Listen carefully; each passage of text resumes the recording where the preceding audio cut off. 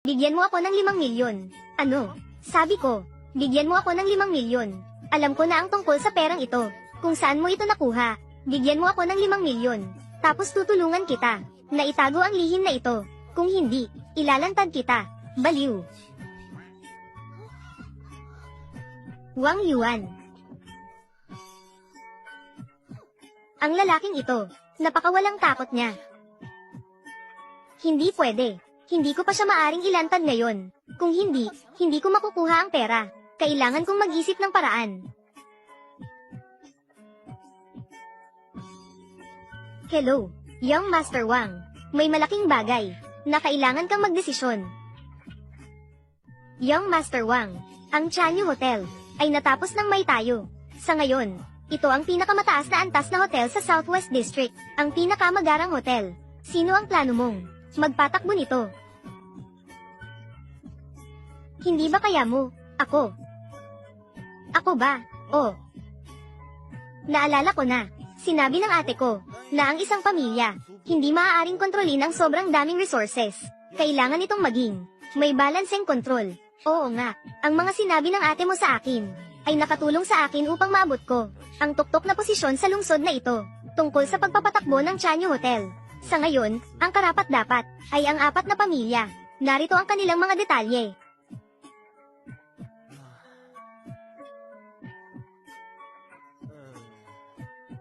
Dahil napili mo na sila, dapat, wala namang problema, di ba? Pwede namang sabihin, 4 na pinuno ng pamilya, nasa banda roon. Gusto nyo bang makipagkita? Hindi na kailangan. Munting tandang, kung sino ang mapili, siya ang pipiliin ko. Siya na lang.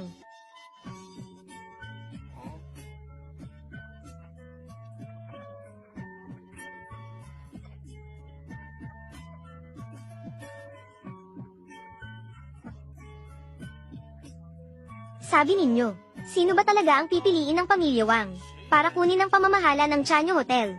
Bakit wala pang resulta? Sa ganitong kalaking usapin, siguradong kailangang pag-isipang mabuti ng paulit-ulit. Sino ang makakakuha ng Chanyu Hotel? Siya ang posibleng maging susunod na Lu Haifeng.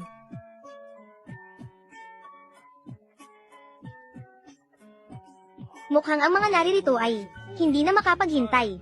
Gustong palitan ako, si Lu Zhang. Saan galing yan? Kahit sino sa amin sa pagkakataong ito, ang makakuha ng pagkakataong ito, magiging mas masipag lang, para maglingkod sa pamilya Wang. Aha, tama ang sinabi mo, Lu Zhang. Hindi ko alam ang pinili ng pamilya Wang. Talaga bang ito ay, ang pamilya Li? Ano? Salamat, Lu Zhang. Bakit mo ako pinapasalamatan? Dapat mong pasalamatan ang batang leader. Oo. Maraming salamat, batang leader. Itong batang leader, bakit ang pamilya Li ang napili? Pinuno Zhang, hindi mo ba pinapansin ang pamilya Li namin? O nagdududa ka ba sa desisyon ng batang leader? Hindi ko ibig sabihin iyon. Ang pagpili ng batang Panginoon, may sariling malalim na kahulugan ang batang Panginoon.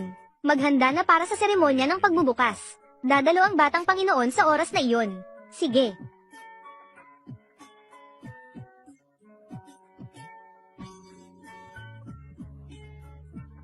Kakaiba.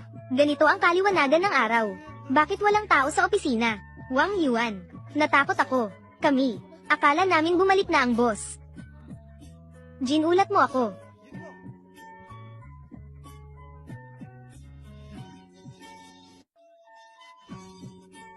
Kayo. Ano ang ginagawa ninyo? Sa liwanag ng araw, bakit walang tao sa opisina?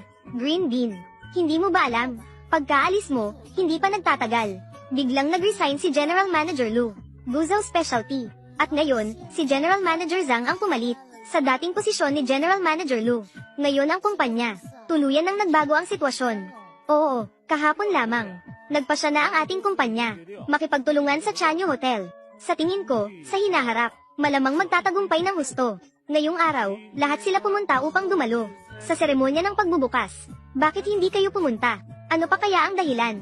Pinagtabuyan kami. Iniwan kami para mag-overtime. Hindi kami mag-overtime. Oo nga, tama pala, Kuya Wang Yuan. Ang mga gamit mo, naayos ko na lahat para sa'yo. Salamat ha. At saka, Yung nakaraan, sinapak mo si Manager Zhang. Sa harap pa ng HR. Grabe, ang astig mo talaga. Salamat, salamat, salamat. Itong mga bagay na ito, para sa akin, sobrang mahalaga. May tatanungin ako sa inyo, kung sakali ang kumpanya, palitan ng bagong boss, sa tingin ninyo, sino ang pinakaangkop? Siyempre si Kuya Zhao. Si Kuya Zhao ay magaling. Bukod pa roon, mabait siya sa atin. Oo nga, oo.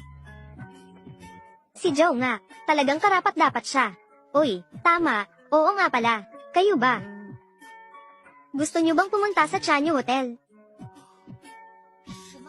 Chanyu. Kuya Wang, talaga bang madadala mo kami doon? Pero narinig ko, kailangan daw ng invite ngayon. Siyempre pwede, bilang pasasalamat ko, sa pag-aayos mo ng mga gamit ko. Nako, huwag na lang kaya, kasi baka mamaya, mahuli tayo ni na Manager Zhang. Patay tayo niyan. Su Ying, hindi ba dapat nasa opisina ka at nago-overtime? Sinong nagpaalam sa inyo pumunta rito?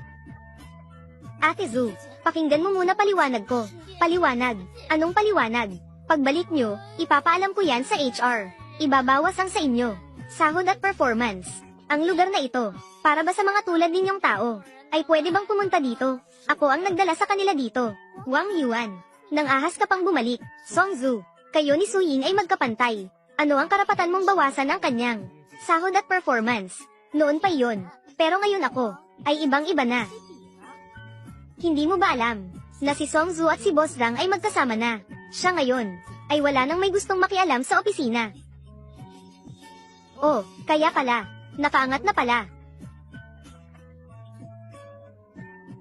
Oo, at ano naman, nakapwesto ako dahil kay Boss Zhang. Eh kayo, nandyan lang at kasama ang taong ito, na walang kwenta. Siya, hindi man lang kayang dalhin kayo sa hotel na ito.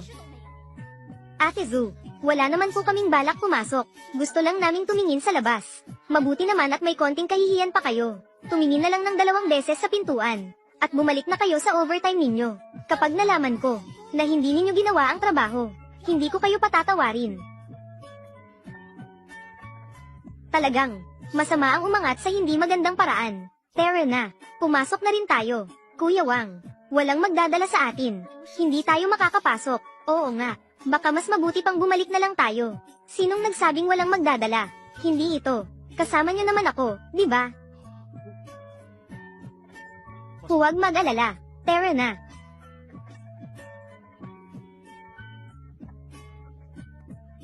Malugod na pagtanggap kay Ginoong Wang.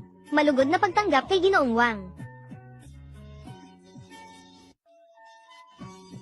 Kuya Wang, ang mga tao dito, bakit ganoon na lang ang respeto nila sa'yo?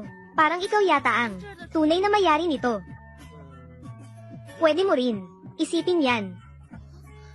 Nako, Kuya Wang, nagbibiro ka na naman. Itong Chanyu Hotel ay ang pinakamataas na klase ng hotel sa buong Southwest. Kung ikaw ang mayari ng hotel na to, magtatrabaho ka pa ba? Oo nga.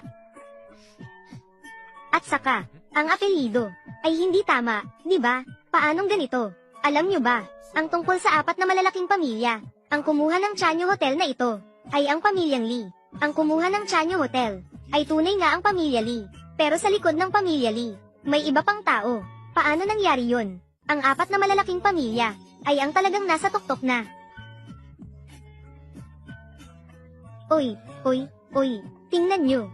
Mukhang siya ay mula sa pamilya Lee. Si Ginoong Lee na tagapagmana. Totoo nga, nakita ko na siya sa internet, sa paligid niya. Malamang mga anak ng mayamang pamilya rin sila. Nakakainggit talaga. Hay, papunta siya sa atin. Oo nga, ito. Hindi kaya ito ang magpapalaya sa atin. Paano na ito? Paano kaya kung tayo ay umiwas na lang muna? Alis. Ayuan. Uy. Hindi ko inakala na talaga namang pumunta ka. Anong nangyayari? Hindi kaya si Kuya Wang ay malapit sa kanila? Ibig mo bang sabihin, si Kuya Wang ay isang sobrang mayamang tagapagmana rin? Sino ba sila? Wang Yuan. Nangako lang ako kay Jisia na ikaw lang ang papasukin ko. Bakit ang dami mong kasama? Mukhang nakapasok tayo. Dahil na rin sa koneksyon ng iba. Pasensya na, Ginoong Lee. Hindi namin alam ang sitwasyon. Lalabas na kami ngayon. Sandali lang. Ako ang nagdala sa inyo rito. Walang sinuman ang makakapagpaalis sa inyo. Wang Yuan, binibigyan kita ng respeto. Tama, hindi mo ba alam na malaking araw ngayon? Kailangan mo talagang dito pa. Subukan ng pasensya ko. Anong malaking araw? Hindi ba ito ang pagbubukas ng hotel? Ang mga karaniwang tao ay hindi basta makakapasok. Iniisip mo ba na ang lugar na ito ay isang karaniwang hotel lang sa tabi ng daan? Ito ang Chanyu Hotel, na eksklusibo lamang para sa mga elite at may kapangyarihan. Ngayon ko lang ito narinig. Sino ang nagtakda ng patakarang ito? Siyempre, ako ang nagtakda ng patakaran.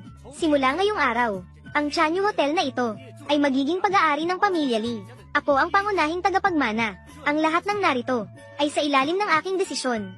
Ang galing talaga ng pamilyang Lee. Ibinigay ang Chanyu Hotel sa inyo. Talagang bulag sila. Wang Yuan, huwag kang magkunwari rito. Umaasa ka lang naman sa koneksyon mo kina Miss Lin at Mr. Lu. Kahit kaunting relasyon lang, palagi kang nakikisabay sa pagkain at inumin. Pero ikaw mismo, wala kang kakayahan o kumpiyansa. Paano mo nasabi? Nawala ako nito. Ano ba ang meron ka? Anong plano mo? Gusto mo pa bang gamitin si Lu Haifeng para takutin ako? Sasabihin ko sa'yo. Ngayon, ang pamilya Lee ko ay may kontrol sa Chanyu Hotel. Hindi magtatagal. Magiging pantay na kami sa kanya. Sa antas. Kahit na, sampailan kita ngayon. Hulaan mo, kung tutulungan ka ba. Tutulungan pa rin ako. Huminto.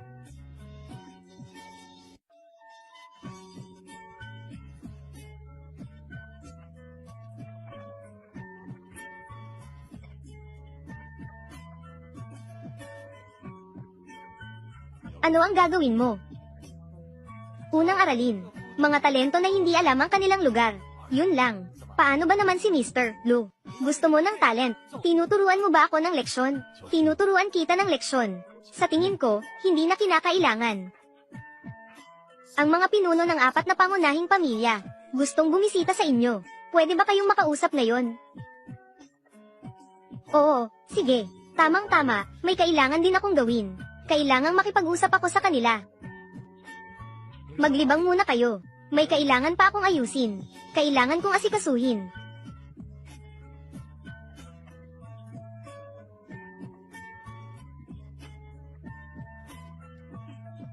Wang Yuan, huminto ka. Sinong nagsabing pwede kang umalis? Young Master Lee. Sa mga ganitong tao, ba't ka pa makikipagtalo?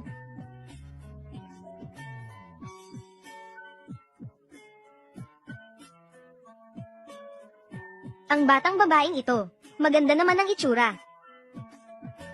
Hindi ko alam, ano ang pangalan ng magandang dalagang ito? Ako si Su Ying. Ah, kaya pala si Miss Su.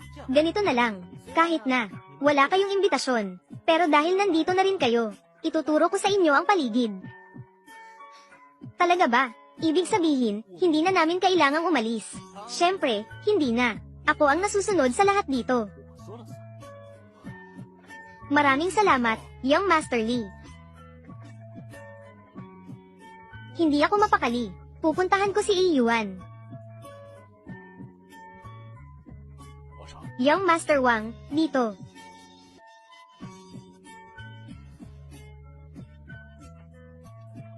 Tinutokso nila si Yuan ng ganyan. Siguradong masama ang loob niya. Kailangan ko siyang damayan. Paumanhin, Miss. Mahalagang lugar para sa pag-uusap. Bawal pumasok. Mukhang nagkamali kayo. Kaibigan ko siya. Miss, pakiusap umalis ka. Siya ang batang Master Wang. Wang Yuan. Nakilala na ang batang master.